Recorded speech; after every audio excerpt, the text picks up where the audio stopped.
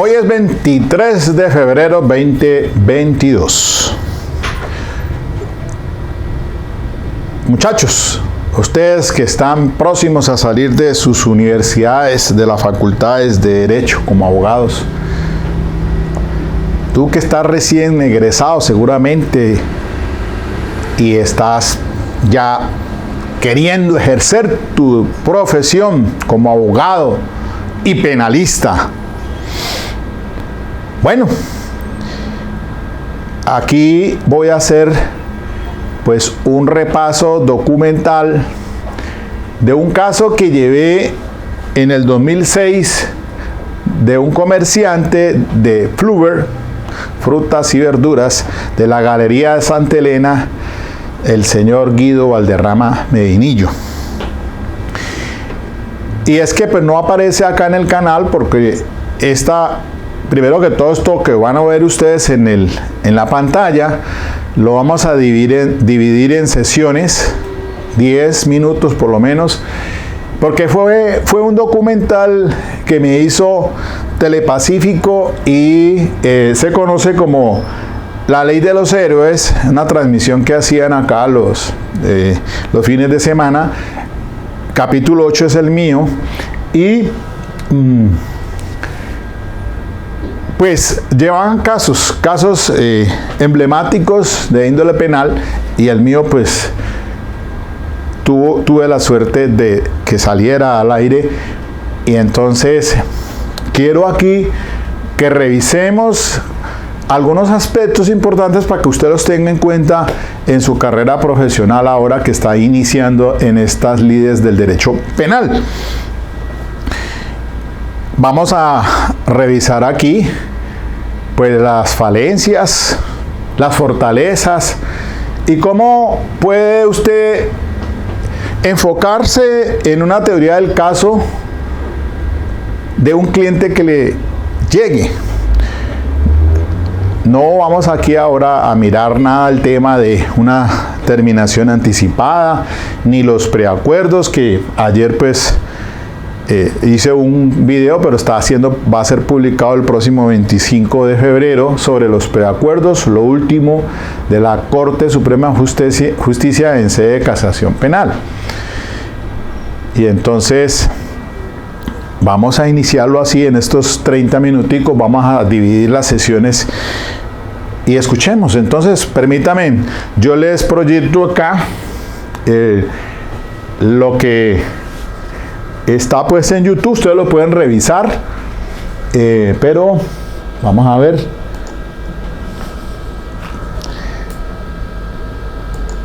A ver, entonces, permítame un segundito, vamos a...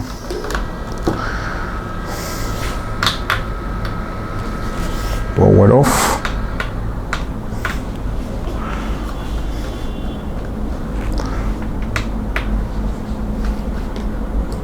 De la Universidad Santiago. Maestría en Criminología en la Universidad Santiago de Cali.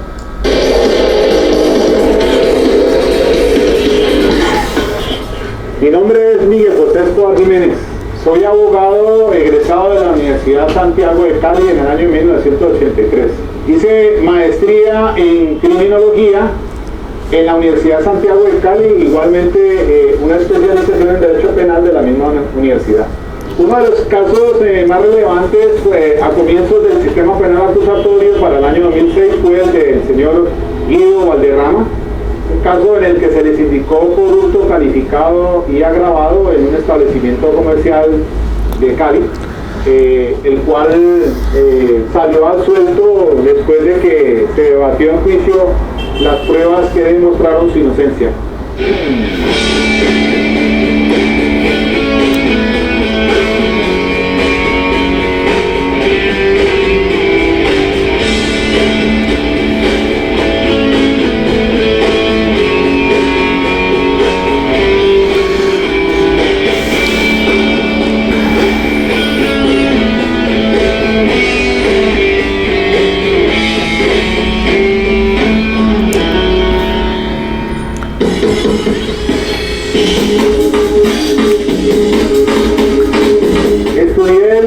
carrera de Derecho porque debido a la problemática social me encantó el área más que todo con el campo penitenciario.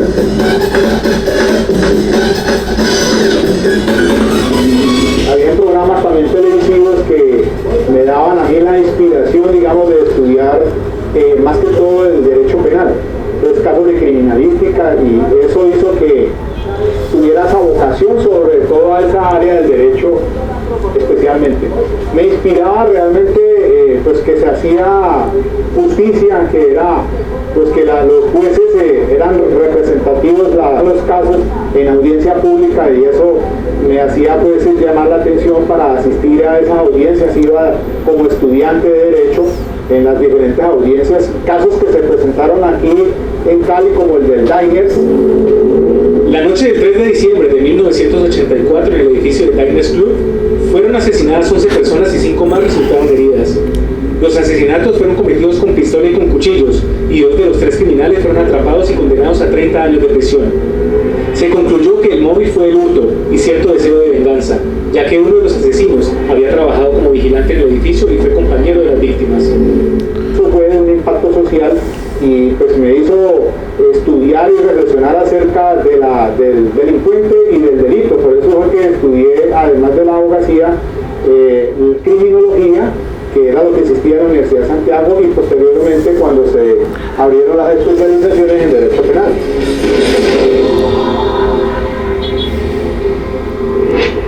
El caso es el señor Guido Valderrama, quien él es un señor que tiene una bodega de frutas y verduras en Santa Elena. El señor fue detenido, capturado y llevado a un juez de garantías, el cual le dictó medida de aseguramiento. Hicieron lo que fue legalización de captura, la imposición de medida de aseguramiento por un hurto calificado de agravado, que ocurrió en el año 2006.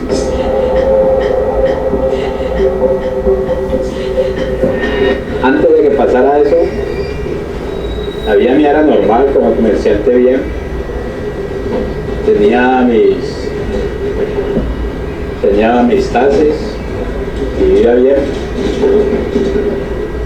hasta que llegó esa época de que pasó lo que pasó.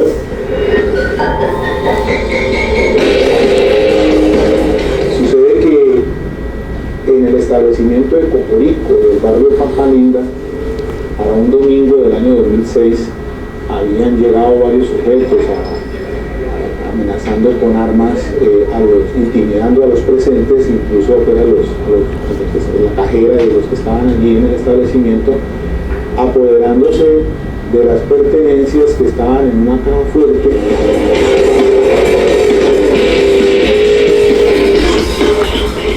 Hay un primer respondiente que puede ser la Policía Nacional o la Policía Judicial, y ellos son los encargados de hacerle entrevistas a las personas que en ese momento han tenido conocimiento de los hechos. Hacen también lo que es el toma de registro fotográfico, hacen tomas de diferentes ángulos al establecimiento, de pronto pues también hacen todo lo que es la recepción de elementos materiales de prueba.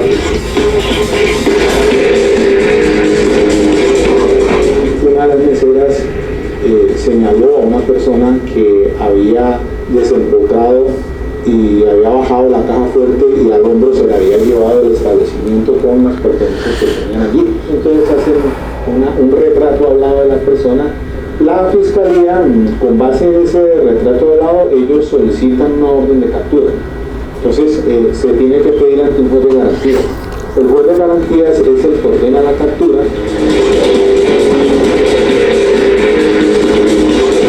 A principios de mayo del 2006 me capturaron llegando a un taller donde yo hacía arreglar los carros. Yo iba a hacer pintar una camioneta que tenía en el tiempo, y ahí me capturaron.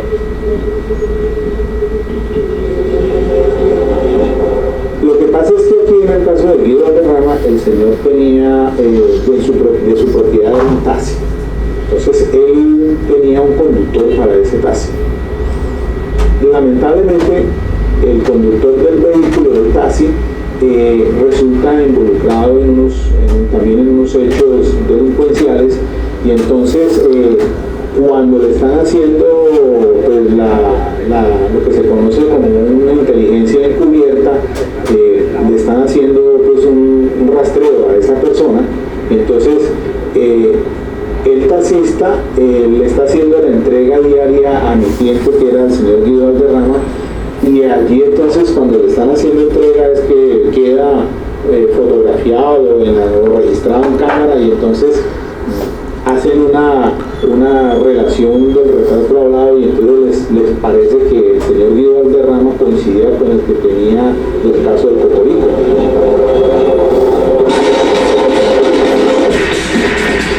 Llevé el carro a que me le pintaran una puerta que me le habían rayado, me escapó. Yo llegué allá, cuando ellos llegaron detrás, yo vi que cuadraba un Mazda 323 blanco atrás. Yo me miraban a mí, yo cuadré el carro, cuando él me miró, yo me bajé y él de una me llamó por el nombre. Entonces el señor Guido Valderrama, Medinillo, y yo le dije, sí señor, con cédula tal, y le dije, sí señor. En este momento queda capturado por robo, pero ahí mismo se me bajó la sangre a los pies, porque pues yo decía, pero es que capturado ¿por qué? ¿No? Por hurto calificado, porte ilegal de arma. Ya lo otro se lo dio a su abogado.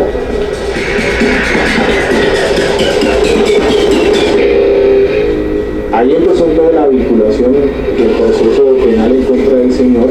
Le dictan medida de aseguramiento diciendo que el señor tiene doble vida, una cosa es en la noche y otra cosa es en el día.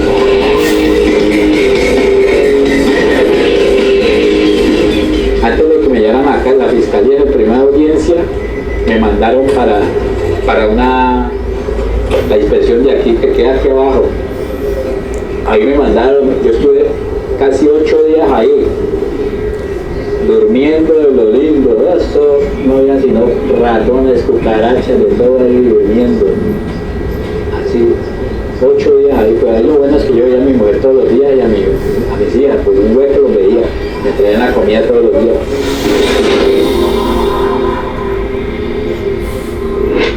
Bajo esa imputación de cargos, el juez de garantías le dicta medida de aseguramiento intramural en la cárcel de Villahermosa, siendo detenido en el patio número 1. Cuando ahí me mandaron, pero es más aburrido. Cuando yo llegué allá, el cambio, el baño, la comida, todo, pues yo no, pues aquí estoy en Villanueva, pero estoy bien. Yo ya eso no durmiendo, sinceramente, un pedazo de coso así, un planchón, durmiendo como con 30 manes ahí, todos los días, no pendiente de los suyos, que no lo vuelvan a robar. Todos los días entraba gente diferente. Como entraba gente, entraban gamines al piso, ¿no? Ya después entonces viene lo que es las primeras audiencias, que son la de legalización de la captura, la imposición de la formulación de imputación y una medida de aseguramiento. Entonces,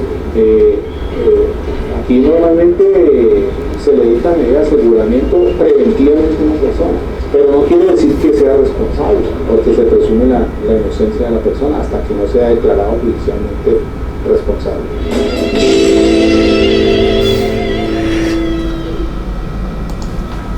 Bueno, dejémoslo ahí en la primera fase.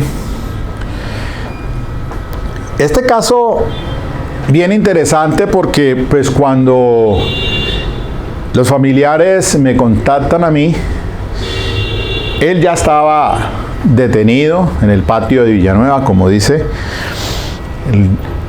Ya le habían hecho las pristinas diligencias de las denominadas de combo, legalización de captura, imputación y medida de aseguramiento. Que irónicamente, pues, el juez de garantías, cuando reviso el audio, pues dice sí que el señor tenía doble vida. De día era comerciante y de noche era un ladrón. Para poner en contexto, el señor Guido Valderrama es una persona comerciante, aún lo es, proveedor de su bodega de frutas y verduras en la galería de Santa Elena. Uno se puede equivocar, porque el señor dice, bueno, él tiene sus taxis, una camioneta, tenía también pues un espacio, un lote campestre de recreación en la salida de Cali.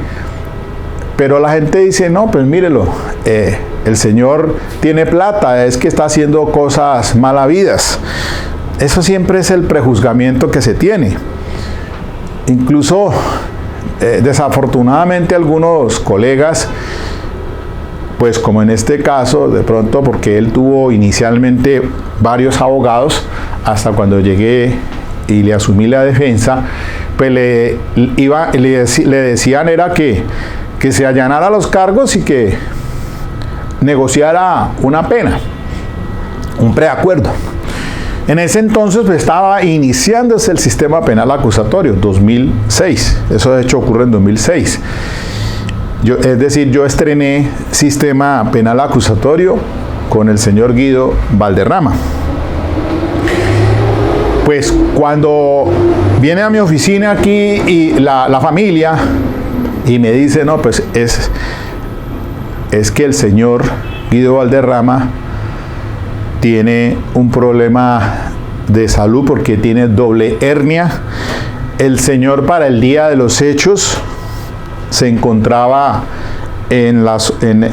con su familia en la zona, en el sitio de recreación, justamente a la hora en que ocurre esto, un domingo, si mal no estoy, en un establecimiento de pollos de Cocorico, 8 de la noche, según el testigo clave, una mesera, de que él había bajado de la caja fuerte, por eso digo desempotrado, y se la había echado el hombre, había salido del establecimiento, cosa que ya empecé pues, a dudar porque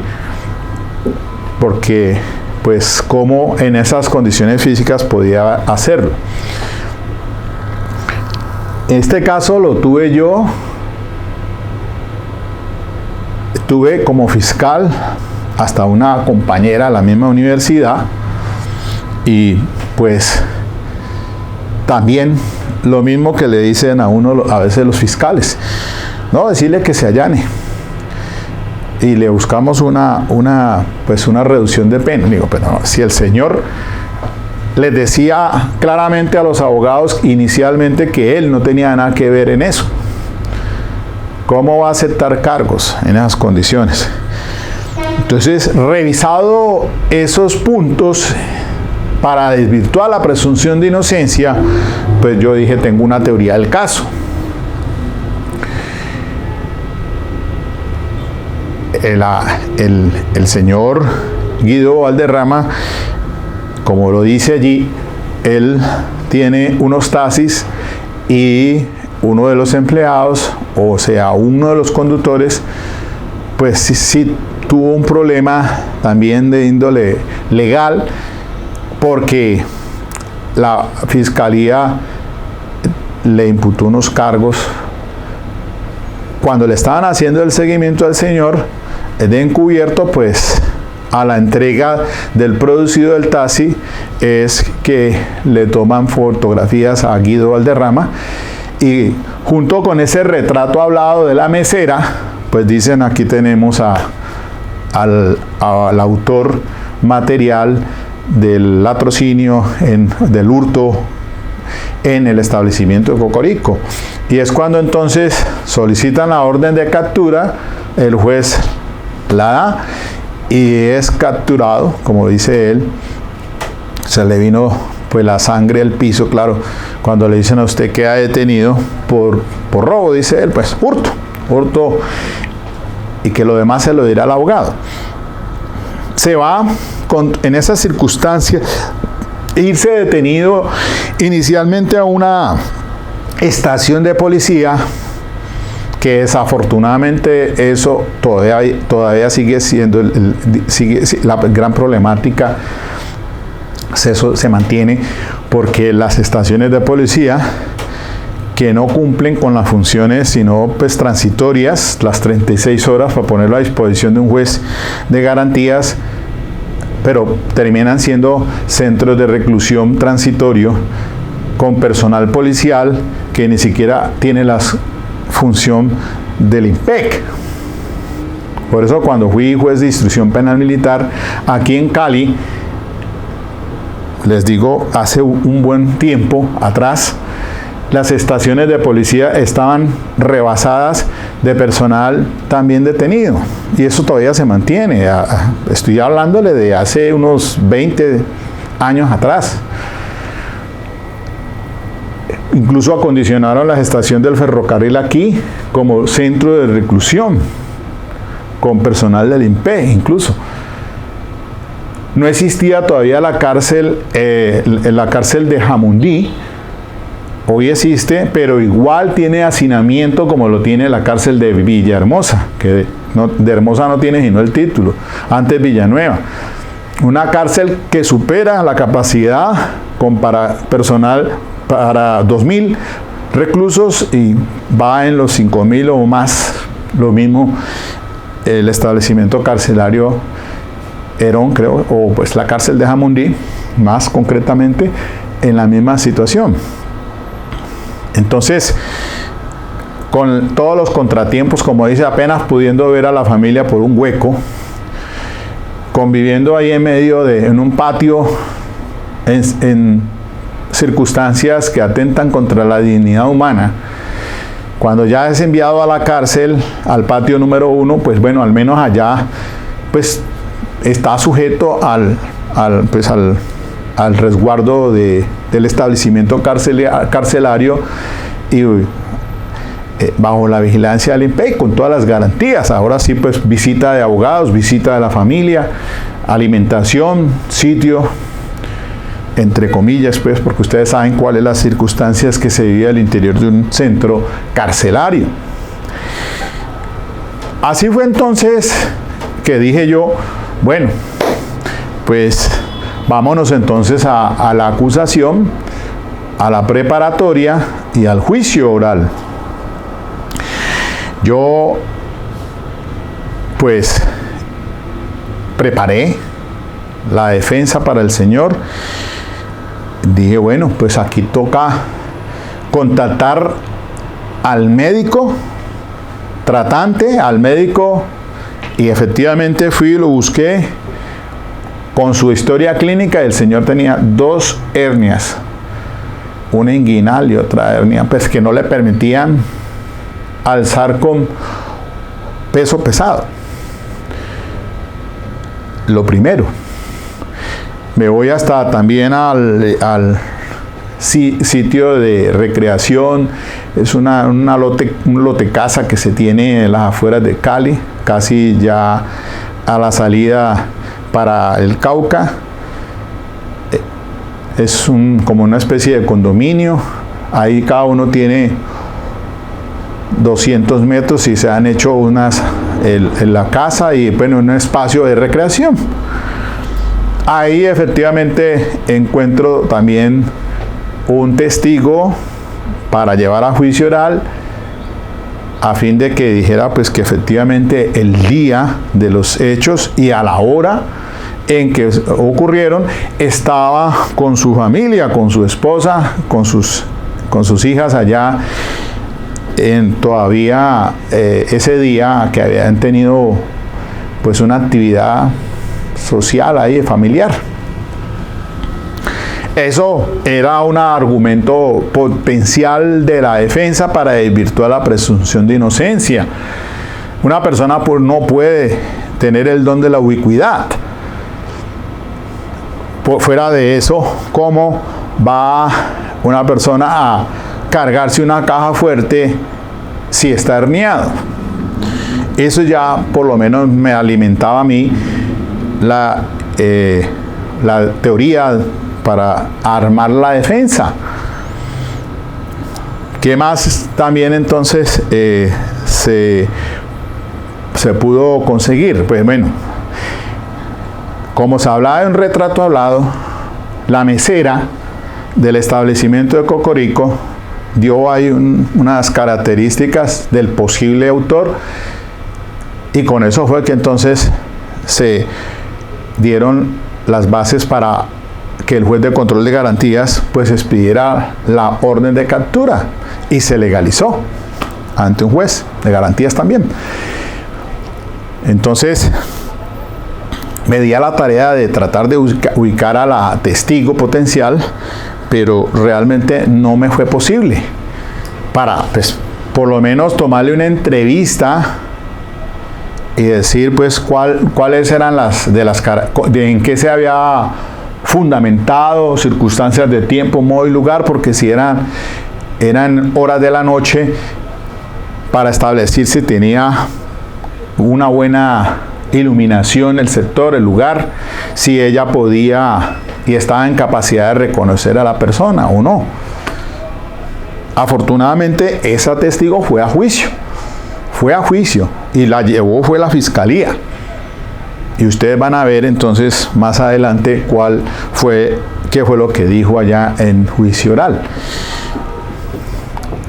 Ya con eso entonces dije yo, no, bueno, listo, presentar entonces mis elementos materiales de prueba, el testimonio del señor el dueño del condominio o el administrador que estaba allá, que estuvo presente para que declarara en juicio oral, el médico también para que fuera al juicio oral, y la historia clínica para que fuera introducida como testigo de acreditación el mismo médico. El médico tratante fue el que llevó al juicio la historia clínica, y pudo ir él también a declarar a juicio oral. Lo mismo el señor, también se llamó como testigo a la esposa, aunque en ese aspecto pues sí, obviamente que había que advertirle que pues es un testimonio menguado de credibilidad, porque pues es la esposa. La esposa podría estar diciendo los hechos, la verdad de lo que sucedió, pero ante la credibilidad del juez pues es una credibilidad mermada. Es la esposa.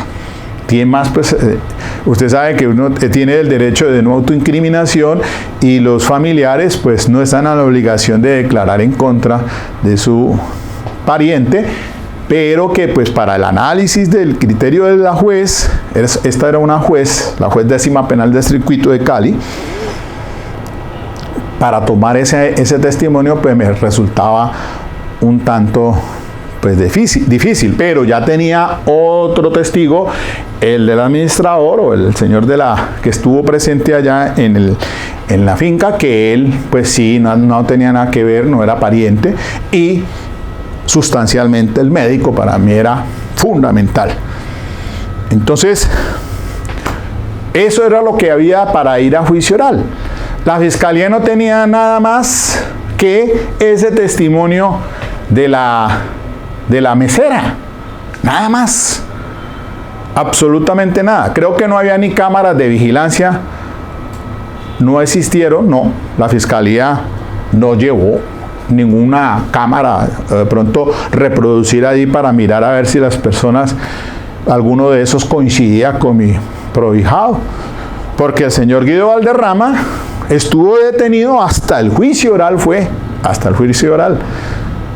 que ya la fiscalía, incluso después del debate probatorio, se echó atrás con los cargos, porque no le quedó otra situación sino pedir también pues que lo absolviera, porque era evidente que nada tenía que ver el señor Guido Valderrama. Bueno, yo pienso que hasta aquí voy a dejar esto socializado. Los 20-30 minutos se me van a acabar. El formato está para 30 minutos. Pero entonces vamos a continuar aquí, en este caso interesante, que los invito a que me sigan. Así haré también con Eduardo Córdoba, el prestamista, para que ustedes vean esa defensa también, donde hay fallas, donde hay fortalezas. Y si ustedes quieren pues verlo, este tema, esto que le acabo de mostrar, este documental, está busquen por YouTube, Telepacífico, La Ley de los Héroes, capítulo 8. Los invito a que lo vean, para que el que quiera revisarlo ya de una vez todo, Y si no, esperen entonces a la próxima sesión. Ok, gracias.